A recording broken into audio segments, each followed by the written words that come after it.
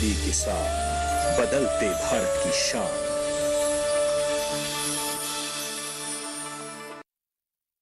लहलहाती फसल, भरे पूरे खेत खलिहान, हर किसान का बस यही अरमान।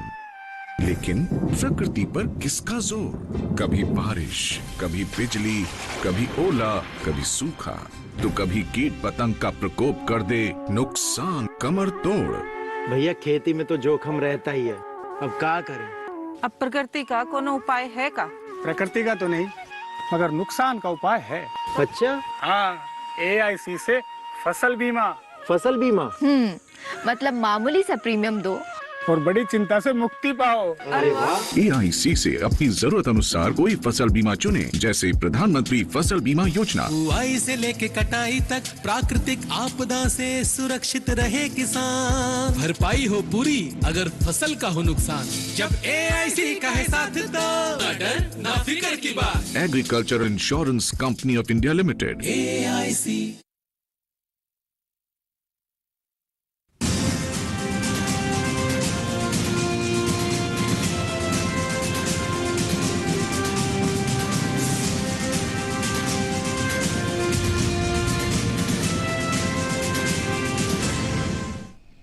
नमस्कार, किसान समाचार में आपका स्वागत है। मैं हूं साइमा खान। सबसे पहले नजर डाल लेते हैं हेडलाइंस पर। कृषि अवसंरचना कोष योजना व प्रधानमंत्री सूक्ष्म खाद्य उद्यम उन्नयन योजना एवं PM किसान संपदा योजना के बीच कन्वर्जेंस मॉड्यूल का शुभारंभ। कृषि मंत्री नरेंद्र सिंह तोमर ने कहा कि जन कल्याण के लिए प्रधानमंत्री द्वारा सामूहिक रूप से सरकार के संचालन की सोच हो रही है साकार।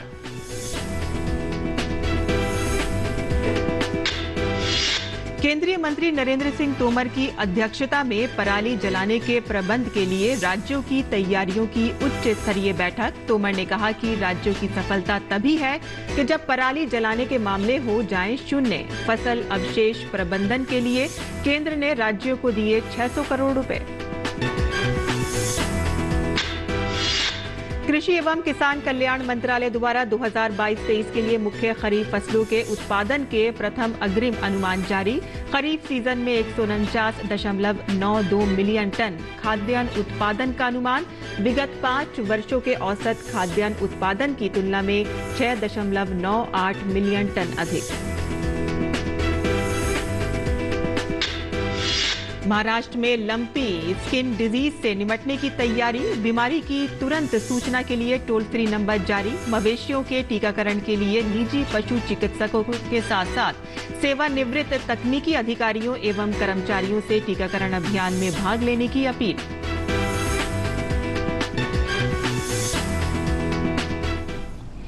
और अब समाचार विस्तार से।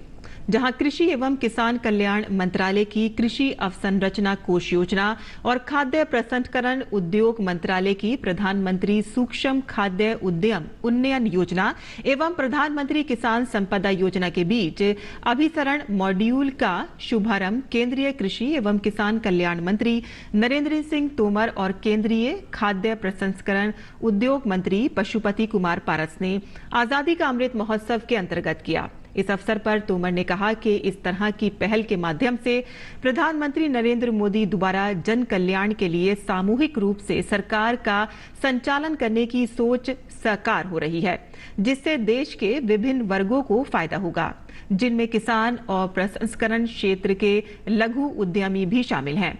कार्यक्रम में तोमर ने कहा कि प्रधानमंत्री की भावना के अनुरूप सरकार की योजनाओं का लाभ जन जन तक पहुंचाने के उद्देश्य से विभिन्न मंत्रालयों में सहकार सहयोग के माध्यम से कन्वर्जेंस मॉड्यूल की शुरुआत की गई है। मोदी जी का कहना है कि सभी मंत्रालय एक दूसरे के साथ मिलकर काम करें और एकांगी नहीं सोचें, ताकि लोगों को विभिन्न योजनाओं का लाभ मिल सके। इस पहल के माध्यम से आत्मनिर्भर भारत अभियान को मूर्त रूप देने में योगदान होगा, जन कल्याण के प्रकल्प आगे बढ़ा सकेंगे तथा छोटे लोगों की ताकत बढ़ाकर देश के नव निर्माण में योगदान दे सकेंगे। तोमर ने कहा कि प्रधानमंत्री श्री नरेंद्र मोदी की पहल के कारण गत 8 वर्षों में अनेक योजनाओं का सृजन हुआ है। देश का सौभाग्य है कि श्री नरेंद्र मोदी जैसे दूरदृष्टि वाले अनुभवी प्रधानमंत्री हमें मिले हैं। उनकी लगातार ये कोशिश रहती है कि कमजोर तबके की ताकत कैसे बढ़े और विभिन्न क्षेत्रों में जो गैप लंबे समय से हो रहा है उसे कैसे भरकर लोगों को फायदा पहुंचाया जाए। प्रधानमंत्री जी के इनिशिएटिव के कारण गत 8 वर्षों में अनेक योजनाओं का सृजन हुआ है। उनकी लगातार यह कोशिश रहती है कि कमजोर व्यक्ति की, कमजोर समूह की ताकत कैसे बढ़े और बीच में जो गैप वर्षों से बच गए हैं उन गैप्स को सरकार के माध्यम से हम कैसे भर सकें और उस विषय को कैसे आगे बढ़ा सकें। कृषि मंत्री नरेंद्र सिंह तोमर ने कहा कि खाद्य प्रसंस्करण मंत्रालय और कृषि मंत्रालय जब संयुक्त रूप से अपनी योजनाओं को आगे बढ़ाएंगे तो इससे एक तरफ ब्याज पर सब्सिडी मिलेगी और ऋण मिलना आसान हो जाएगा। दूसरी तरफ ऋण मिलने से किसान अपने प्रकल्प को आगे बढ़ा सकेंगे और इससे रोजगार के अवसर भी पैदा होंगे। फूड प्रोसेसिंग मिनिस्ट्री और कृषि मंत्रालय दोनों मिलकर अपनी योजनाओं को संयुक्त रूप से आगे बढ़ाने की कोशिश करेंगे तो निश्चित रूप से एक प्रकल्प को एक तरफ ब्याज की सब्सिडी मिलेगी, बैंक से ऋण मिलना उसके लिए आसान हो जाएगा और दूसरी तरफ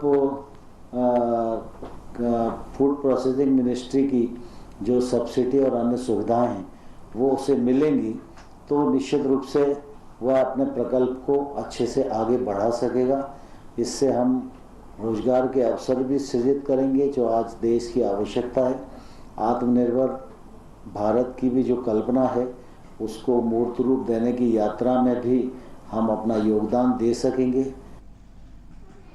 केंद्रीय खाद्य प्रसंस्करण उद्योग मंत्री पशुपति कुमार पारस ने कहा कि खाद्य प्रसंस्करण उद्योग मंत्रालय ने व्यक्तिगत सूक्ष्म उद्यमों की प्रतिस्पर्धात्मकता बढ़ाने के उद्देश्य से आत्मनिर्भर भारत अभियान के अंतर्गत 29 जून 2020 को प्रधानमंत्री सूक्ष्म खाद्य उद्योग उन्नयन योजना शुरू की, जो देश में सूक्ष्म खाद्य प्रसंस्करण उद्यमों के उन्नयन के लिए वित्तीय, तकनीकी और व्यावसायिक सहायता प्रदान कर रही है। उन्होंने कहा कि PMFME योजना के तहत अधिकतम 10 लाख रुपए की सब्सिडी सीमा के साथ सूक्ष्म खाद्य प्रसंस्करण इकाई की स्थापना के लिए 35% क्रेडिट लिंक सब्सिडी और अधिकतम 3 करोड़ रुपए की सब्सिडी के साथ कॉमन इंफ्रास्ट्रक्चर के लिए प्रदान किया जाएगा।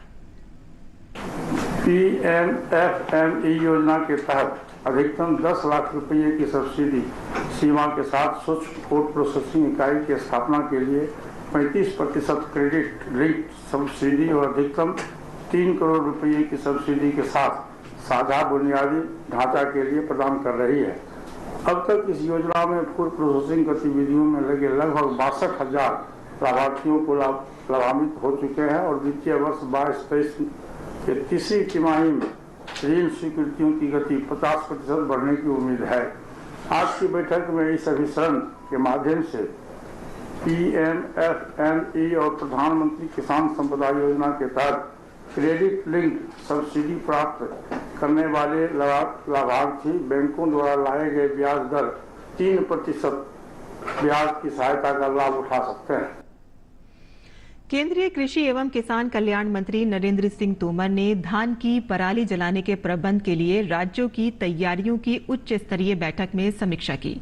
बैठक में तोमर ने कहा कि इस मामले में राज्यों की सफलता तभी है कि जब पराली जलाने के मामले शून्य हो जाएं और यही आदर्श स्थिति होगी। तोमर ने कहा कि इस संबंध में लक्ष्य हासिल करने के लिए सभी को ज्यादा से ज्यादा जागरूक किया जाएगा तथा बहुआयामी एवं दूरगामी योजना बनाकर उसका गंभीरता से क्रियान्वयन किया जाए। उन्होंने बताया कि केंद्र सरकार इस मामले में चिंतित है और फसल अवशेष प्रबंधन योजना के अंतर्गत चालू वित्तीय वर्ष में भारत सरकार ने राज्यों को 600 करोड़ रुपए जारी किए हैं। तोमर ने कहा कि राज्यों को पिछले 4 वर्षों के दौरान पहले से आपूर्ति की गई 2.07 लाख मशीनों का प्रभावी उपयोग सुनिश्चित करने की आवश्यकता है। उत्तर प्रदेश, पंजाब, हरियाणा व दिल्ली के उच्च अधिकारियों तथा कृषि मंत्रालय के वरिष्ठ अधिकारियों के साथ वर्चुअल बैठक में समीक्षा करते हुए केंद्रीय कृषि मंत्री तोमर ने कहा कि राज्यों की तैयारियां ऐसी हो कि एक निश्चित लक्ष्य अवधि में फसल अवशेष जलाने की समस्या से मुक्ति मिल सके। राज्यों को गंभीरता से ये सोचना चाहिए कि इस समस्या का त्वरित गति से समाधान कैसे किया जा सकता है। तोमर ने कहा कि पराली जलाने से पर्यावरण को तो नुकसान होता ही है, किसानों के खेतों पर भी इसका नकारात्मक असर पड़ता है, जिससे अन्यथा किसान, राज्य व देश को भी नुकसान होता है। तोमर ने कहा कि पूसा संस्थान द्वारा तैयार बायो डिकम्पोजर पराली की समस्या के समाधान की दिशा में महत्वपूर्ण है, जो सस्ता भी है। इससे अधिक उपयोग पर जोर दिया जाना चाहिए। साथ ही किसानों को ऐसे खेतों पर ले जाकर पूसा संस्थान की इस पद्धति का अवलोकन कराया जाना चाहिए, ताकि उन्हें पता चले कि इसका किस तरह से फायदा हो रहा है। केंद्रीय मंत्री ने कहा कि हमें वेस्ट को वेल्थ में बदलने की कोशिश करनी चाहिए।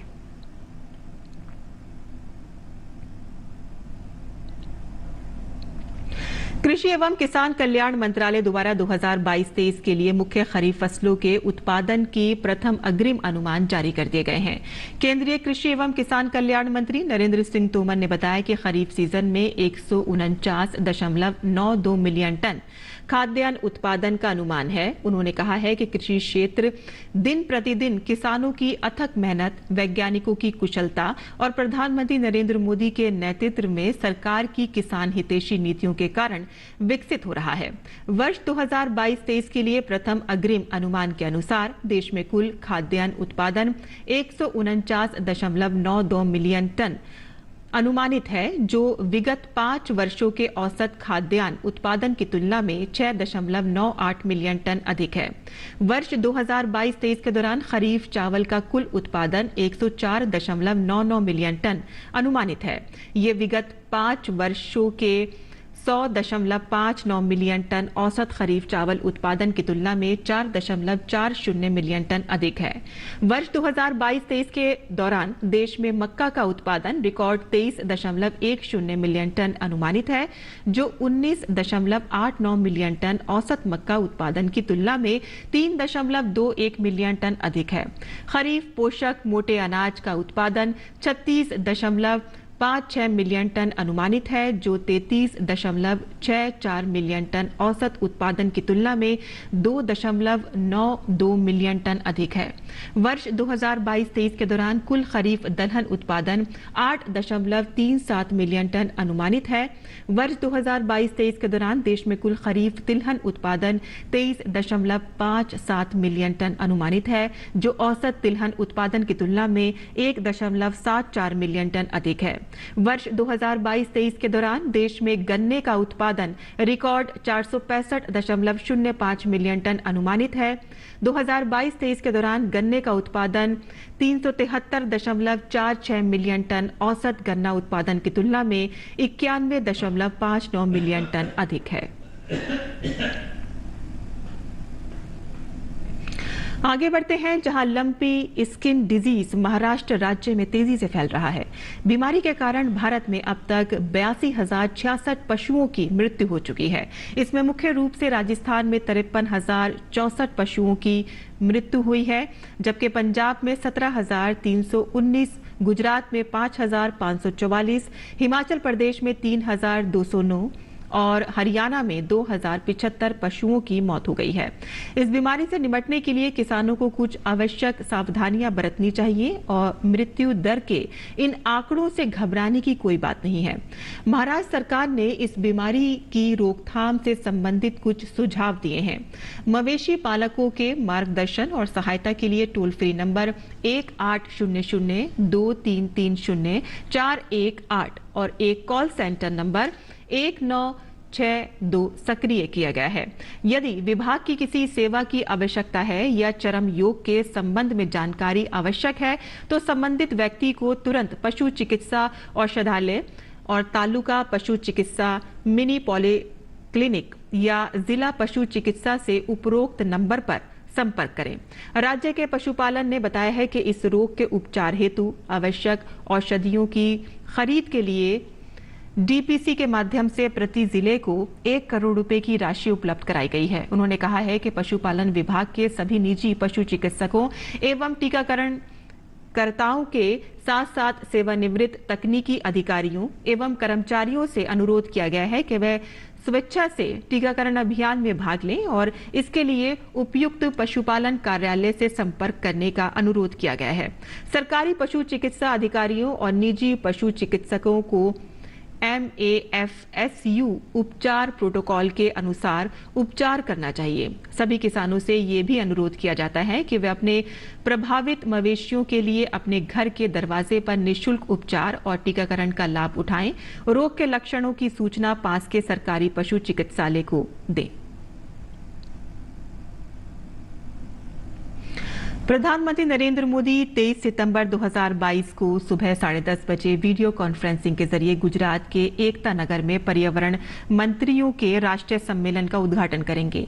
इस मौके पर वो सभा को भी संबोधित करेंगे। सहकारी संवाद की भावना को आगे बढ़ाते हुए सम्मेलन आयोजित किया जा रहा है ताकि बेहतर नीतियां बनाने में केंद्र एवं राज्य सरकारों के बीच और अधिक तालमेल बनाया जा सके। इन नीतियों से जुड़े विषय हैं बहुआयामी दृष्टिकोण के जरिए प्लास्टिक प्रदूषण को खत्म करना, लाइफ टाइम फॉर एनवायरनमेंट पर ध्यान केंद्रित करने के साथ जलवायु परिवर्तन से प्रभावी ढंग से निपटने के लिए राज्य कार्य योजनाएं आदि। इसमें डिग्रेडेड भूमि की बहाली और वन्य जीव संरक्षण पर विशेष जोर देने के साथ साथ वन क्षेत्र को बढ़ाने पर भी ध्यान केंद्रित किया जाएगा।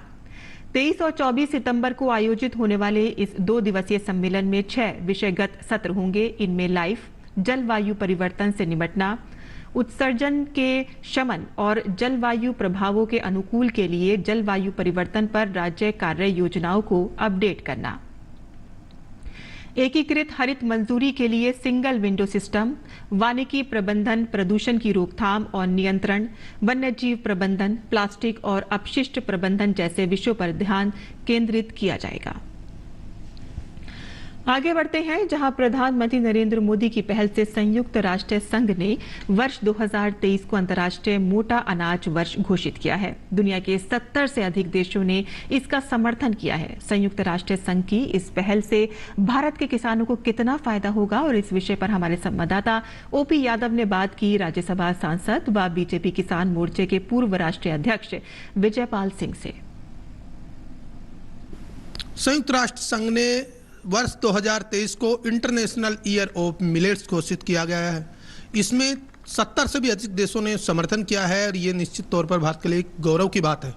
इंटरनेशनल ईयर ऑफ मिलेट्स घोषित करने के बाद भारत में मोटे अनाजों को किस तरह बढ़ावा मिलेगा और किसानों की आर्थिक खुशहाली और संपन्नता किस तरह बढ़ेगी, अंतर्राष्ट्रीय स्तर पर उनको व्यापार और कारोबार की संभावना किस तरह देखने को मिलेगी, इन सभी विषयों पर बात करने के लिए हमारे साथ मौजूद है बीजेपी से राज्यसभा सांसद और भारतीय जनता पार्टी किसान मोर्चा के पूर्व राष्ट्रीय अध्यक्ष विजयपाल सिंह तोमर। मोटे अनाज भारत की परंपरागत कृषि पद्धतियों का हिस्सा है और आज भी गाँव में किसान इन्हीं को उगाते हैं। ऐसे में संयुक्त राष्ट्र संघ द्वारा अंतर्राष्ट्रीय मोटा अनाज वर्ष 2023 घोषित किया जाना कितना महत्वपूर्ण है? भारत सरकार को माननीय प्रधानमंत्री जी को इस बात के लिए आभार प्रकट करता हूं और बधाई भी देता हूं। आजकल गेहूं और धान पर निर्भर अधिक कर रहे हैं, लेकिन अब जितनी बीमारियां हैं, चाहे डायबिटिक की बीमारी हो, चाहे हाइपरटेंशन की बीमारी हो, चाहे लीवर किडनी से संबंधित बीमारी हो, सभी डॉक्टर्स और आयुर्वेद के द्वारा ये जानकारी दी जा रही है। तो जो मोटे अनाज हैं इनके खाने से ये बीमारियों का रोकथाम की जा सकती है। कारण यही है कि अब मल्टीग्रेन फूड्स आने लगा है। आटा भी लेते हैं तो मल्टीग्रेन्स वाला लेते हैं, क्योंकि उसमें आपका बाजरा भी है, ज्वार भी है, जौ भी है, मटर भी है और सारे हैं। तो इसलिए इसकी इम्पोर्टेंस बढ़ने लगी है। और जैसे ही ये अब ये अंतर्राष्ट्रीय स्तर पर यूएनओ में इसको एक्सेप्ट किया है प्रस्ताव को, 17 देशों ने समर्थन किया है, तो और सरकार की तरफ से भी इसको बढ़ावा देने की बात आ रही है।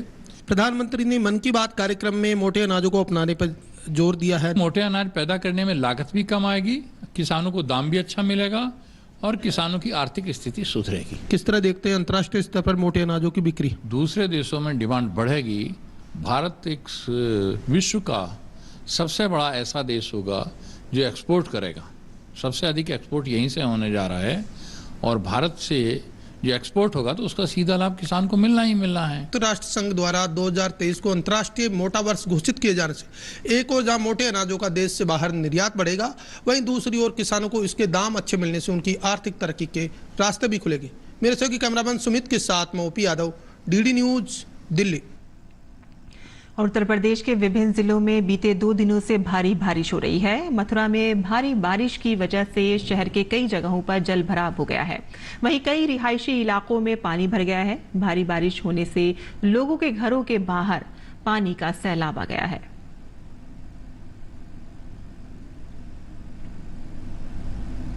और अब बात करते हैं मंडी भाव की, और आइए देखते हैं कि क्या रहा देश भर की मंडियों का भाव।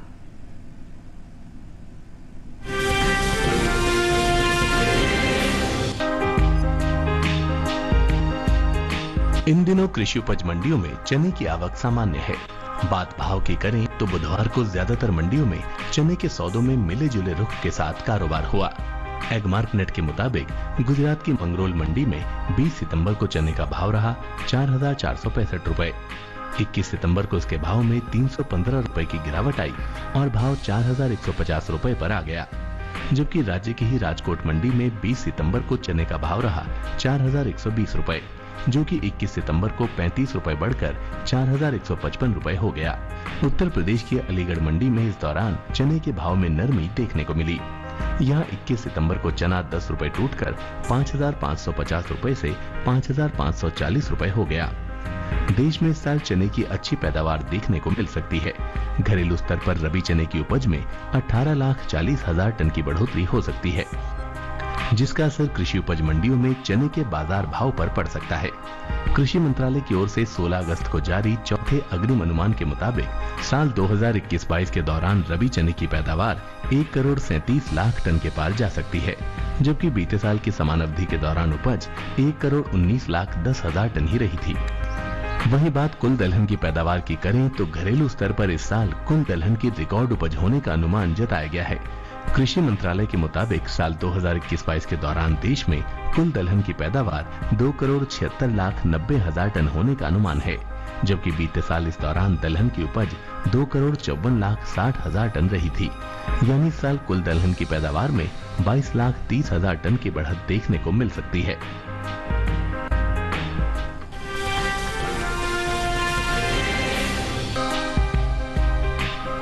कृषि उपज मंडियों में इन दिनों मक्का की आवक सामान्य बनी हुई है। बुधवार को कृषि उपज मंडियों में मक्का के सौदों में हल्के बदलाव के साथ कारोबार हुआ, जबकि कुछ मंडियों में इस दौरान मक्का के भाव स्थिर रहे। बात इसके हाजिर भाव की करें तो एगमार्कनेट के अनुसार गुजरात की जंबूसर मंडी में 20 सितंबर को मक्का का भाव रहा 1,750 रुपए, जो कि 21 सितंबर को भी 1,750 रुपए पर टिका रहा। उत्तर प्रदेश की बात करें तो यहाँ की अलीगढ़ मंडी में 20 सितंबर को मक्का का भाव रहा 2,230 रुपए, जो कि 21 सितंबर को 10 रुपए गिरकर 2,220 रुपए हो गया। वहीं लखीमपुर मंडी में मक्का का भाव रहा 1,860 रुपए, जो कि 21 सितंबर को 10 रुपए उछलकर 1,870 रुपए हो गया। वहीं गोंडा मंडी में मक्का के सौदे स्थिर भाव पर हुए। यहाँ दोनों दिन यानी 20 और 21 सितंबर को मक्का का भाव 1,970 रुपए पर बरकरार रहा, जबकि राजस्थान की बेगू मंडी में 21 सितंबर को मक्का के सौदे 1,970 रुपए पर हुए। वैश्विक बाजार में भारतीय मक्का का निर्यात बढ़ा है। कृषि और प्रसंस्कृत खाद्य उत्पाद निर्यात विकास प्राधिकरण एपीडा के मुताबिक चालू वित्त वर्ष 2021-22 में अप्रैल से जनवरी महीने के दौरान मक्का के निर्यात में 2 गुना की बढ़ोतरी देखने को मिली है। बीते 10 महीनों के दौरान मक्का का निर्यात 816.31 मिलियन डॉलर तक पहुंच गया है, जबकि बीते साल की समान अवधि के दौरान 634.85 मिलियन डॉलर मक्का का निर्यात हुआ था। और अब बात करते हैं मौसमी खेती की और देखते हैं कि किसान इस मौसम में कैसे रखें अपने खेतों का ध्यान।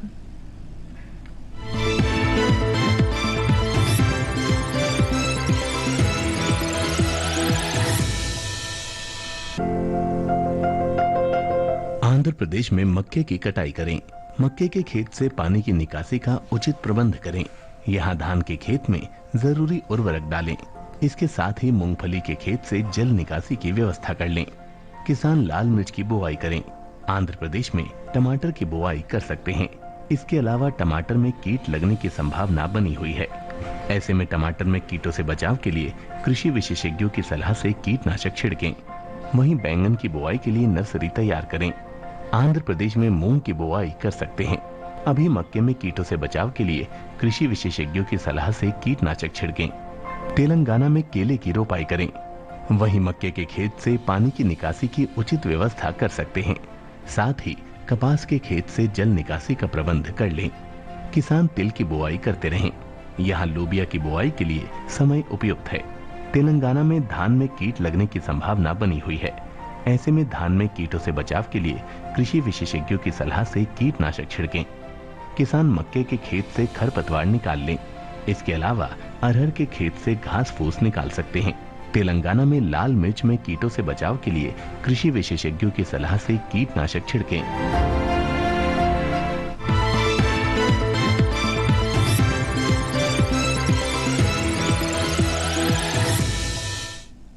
और आइए देखते हैं कुछ और खबर।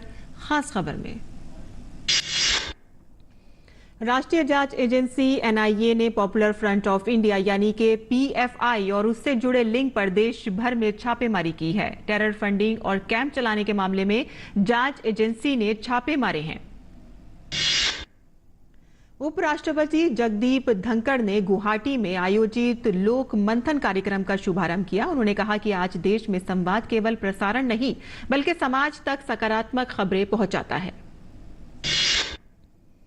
विदेश मंत्री एस जयशंकर ने संयुक्त राष्ट्र महासभा के सत्र के इत्र भारत, ब्राजील, दक्षिण अफ्रीका, इप्सा की त्रिपक्षीय मंत्री स्तरीय आयोग की 10वीं बैठक की मेजबानी की।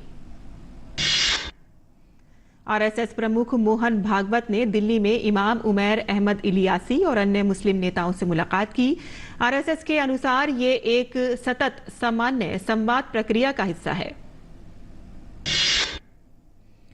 उत्तरी कश्मीर के बारामूला जिले के सोपोर में बुधवार की देर रात सुरक्षा बलों ने लश्कर-ए-तैयबा के 2 हाइब्रिड आतंकियों को गिरफ्तार किया।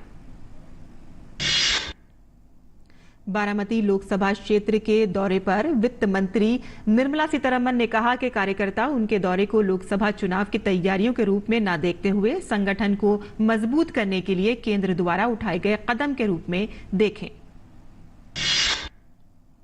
दिल्ली में public affair forum of India के 9वें वार्षिक फोरम का आयोजन केंद्रीय रेल और दूरसंचार मंत्री अश्वनी वैष्णव ने किया और कहा कि प्रधानमंत्री मोदी का विजन टेलीकॉम क्षेत्र को वैश्विक स्तर का बनाने का है। उत्तर प्रदेश के इटावा में भारी बारिश की वजह से एक दीवार गिरने से 4 बच्चों की मौत हो गई। इस दर्दनाक हादसे में एक महिला और एक बच्चा घायल भी हुआ है। कोविड टीकाकरण अभियान के तहत देश में अब तक 217.11 करोड़ से अधिक टीकों की खुराकें दी जा चुकी हैं। किसान समाचार में आज के लिए बस इतना ही। अनुमति दें। नमस्कार।